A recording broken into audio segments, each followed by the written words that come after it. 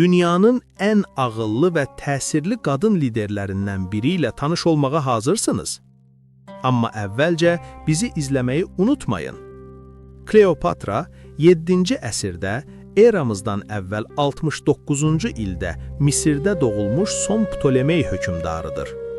O, yalnız gözəlliyi ilə deyil, həm də ağılı və diplomatik bacarığı ilə tarixə düşüb. Roma imperatorları Julius Caesar və Mark Antoni ilə qurduğu siyasi və romantik əlaqələr Misirin müstəqilliyini qorumağa kömək edib. Kleopatra Misirin mədəniyyətinə və elm sahəsinə böyük töhfələr verib.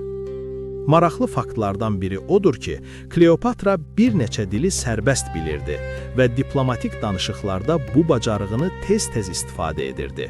O, həmçinin kimya və tibbdə maraqlı idi. Bəzi tarixi mənbələr onun dərmanlar və kosmetik vasitələr hazırladığını göstərir. Kleopatranın pullarında və portretlərdə göstərilən imici həqiqi gözəlliyini tam əks etdirməyə bilər. Tarixçilər onun ağılı və şəxsiyyətinin gözəlliyindən daha çox önəmli olduğunu vurğulayır. Təəssüf ki, onun həyatı dramatik sonla bitib.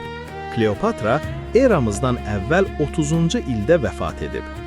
Hal-hazırda onun dəqiq məzarı hələ də tapılmayıb və arxeoloqlar onu axtarmaqda davam edirlər. Kleopatra güclü qadın lider, ağıllı diplomat və tarix simvolu kimi bu gün də xatırlanır.